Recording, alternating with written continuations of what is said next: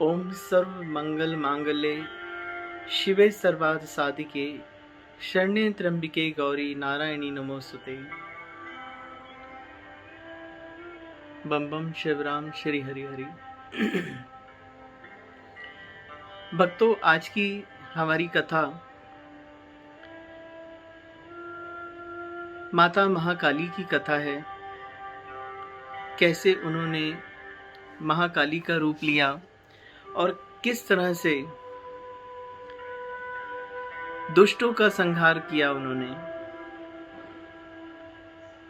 एक बार की बात है कि हमारे राजा राम सरकार लीला रूप करते हुए एक स्थान पर माता सीता जी के संग बैठे हुए थे और ऐसी कथा दास ने संतों के मुख से सुनी है। हालांकि ऐसा ही कुछ वृतांत हमारे दुर्गा पाठ में भी आता है, परंतु यहाँ पर बताया है कि किस तरह से माता काली का एक बार केश काली रूप में अवतरण मां सीता जी से हुआ। एक बार की बात है बंधुओं, हमारे राजा राम सरकार माता सीता जी के साथ विराजे हुए थे और लीला रूप में भगवान ने क्या किया, अपनी भुजाओं के बल को भगवान देख रहे थे। माता सीता भी पास विराज रही थी। माँ ने पूछा कि आप ये भुजाओं को कैसे देख रहे हैं, क्या हुआ? कारण पूछा तो भगवान ने कहा कि मुझे विश्वास नहीं होता कि मैंने दशमुख रावण को इस हाथों से किस प्रकार से मार डाला। माँ कुछ पल के लिए मौन रही, कुछ बोली नहीं और कुछ पल बाद कहने लगी कि आप सर्वसमर्थ हैं, सब कुछ कर सकते हैं नाथ। परंतु मौन भाषा में वो जान गई कि प्रभु इस वक्त मेरी शक्ति को उजागर करना चाहते हैं जगत के सन्मुख।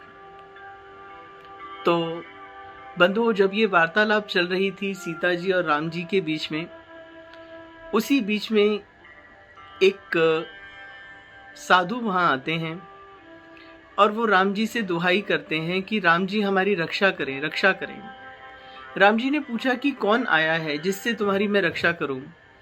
उन्होंने कहा, आपको नहीं पता, सहस्त्र मुखों वाला एक ऐसा रावण अभी आया है जिसको मार पाना अति कठिन है। राम जी ने पूछा, ऐसा क्यों? बोले, ऐसा इसलिए है क्योंकि उस सहस्त्र रावण के 10 मुख नहीं हैं। उसका जब एक मुख कटता है, जहां जहां रक्त के छींटे पड़ते हैं, उतने उतने उसके मुख और शरीर बन जाते हैं। राम जी ने कहा कि चलो, मैं अभी के अभी चढ़ाई करता हूं और अभी के अभी युद्ध की तैयारी करता हूं। बंधु, राम जी, लक्ष्मण जी, भरत, शत्रुघ्न, श्री हनुमान जी महाराज, यह सब सहस्त्र रावण से लड़ने गए हैं और युद्ध करते करते करते करते सरकार ने, क्योंकि लीला करनी है, इसलिए सरकार जो है वे थक गए और उस सहस्त्र रावण का वध नहीं कर पाए हैं और हिताश होकर, निराश होकर वापस लौट आए। और आप लोग जानते हैं, क्योंकि सूर्यास्त के बाद जो है युद्ध नहीं होता, तो जब सूर्यास्त हो गया तो राम जी लौट कर आए। जब लौट कर आए तो उन्होंने क्या किया कि माता सीता जी को सारी खबर बताई कि ऐसे ऐसे आज भी मैं सहस्त्र रावण का वध करने में असमर्थ हो गया। माँ कुछ बोली नहीं, परंतु देख रही थी कि आज सरकार जो है कुछ ज्यादा ही श्रमित हैं। सरकार को, यानी राजा राम जी को, तो उनके शयन कक्ष में लिटा दिया और माता सीता ने केवल और केवल क्या किया मालूम है? अपने केश के एक बाल को जो है हल्का सा हिलाया और प्रार्थना की और उसी वक्त माँ केश काली रूप में उनके केशों से प्रकट हो गई और उन्होंने हाथ जोड़कर सीता माता से कहा कि आप बताइए मुझे अभी क्या करना होगा। तो माँ ने बताया कि आपको जाकर सहस्त्र रावण का अभी के अभी वध करना होगा।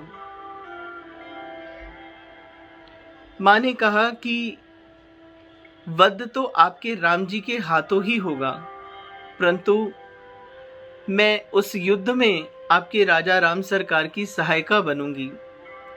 जब जब राम जी तीर चलाएंगे तब तब मैं क्या करूंगी, जितने रक्त के जो बूंदें टपकेंगी जिससे वो दोबारा ना हो पाए, मैं सभी रक्त जो है वह पी जाऊंगी। और ऐसा ही हुआ। अगले दिन फिर से युद्ध हुआ। राम जी तैयार हुए, विचार कर रहे थे कि इनके रक्त को, जो कि जहां जहां गिरता है उतने उतने मुख और शरीर पैदा कर देता है, उसे कैसे रोका जाए। बंधुओं, उसी समय हाथ में खड़ग लेकर, रुंडों की माला पहने महाकाली वहां जहां युद्ध था वहां पहुंच गई।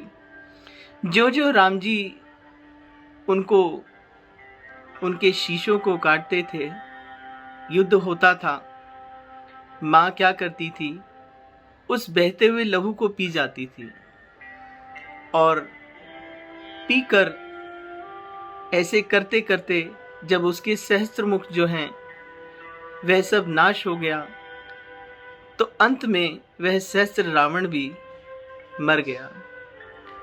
परंतु यहां विचार करने योग्य यह बात है कि महाकाली का क्रोध जब आ गया उन्हें, तो वह रुका नहीं और एक एक कर कर आज मां जो है सभी शत्रुओं का नाश कर दिया। अब राम जी विचार कर रहे थे कि इनके इस क्रोध को किस प्रकार से शांत किया जाए। बहुत उपाय किया, परंतु उनका क्रोध शांत नहीं हुआ। महादेव जी से प्रार्थना की गई कि आप ही इनका क्रोध शांत करें।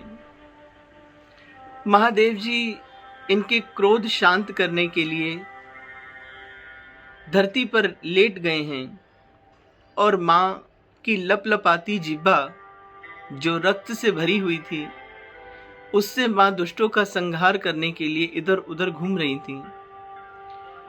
और शिवजी जी जहां लेटे हैं वहीं मां पहुंच गई और अपना दाहिना चरण जो ही शिवजी के ऊपर रखा है मां ने, तो बंधुओं एकदम से उन्हें यह ज्ञात हुआ कि अरे, यह मैंने क्या कर दिया। मैं जिन शंकर का, जिन शिवजी का ध्यान करती हूँ, जिनकी मैं अर्धांगिनी हूँ, आज उन्हीं पर पैर रख दिया। और बंधुओं, दाहिना चरण जब उन पर पड़ा तो लपलपाती जीभा से माँ जो है एकदम से हैरान हो गई। और जैसे आपने मुद्रा में देखा है, माँ की जीभ बाहर है और शंकर जी नीचे लेटे हैं। उस मुद्रा में माँ ने विचार किया कि मुझसे बहुत बड़ा पाप हो गया, परंतु शंकर जी ने उनके क्रोध को शांत किया और जहां पर चरण रखा है माँ ने शंकर जी के ऊपर, उसी स्थान को दक्षिणेश्वरी महाकाली का स्थान बताया जाता है। तो बोलिए दक्षिणेश्वरी महाकाली जी की जय हो। तो इस प्रकार से माँ ने दुष्टों का संहार किया और राम जी ने अंततः उस सहस्त्र रावण के मरने का और दशमुख रावण के मरने का श्रेय खुद ना लेकर उसे सीता जी को दिया। उन्होंने कहा कि हे देवी, यदि आपकी शक्ति ना होती तो मैं कद्यपि उस रावण का वध नहीं कर सकता था। आप प्रारब्ध बनी, कारण बनी, तभी इतने बड़े दशमुख रावण का वध हुआ। और आज देखो, आप ही के केशों से केश काली आई, तभी मैं सहस्त्र रावण का वध कर पाया हूं।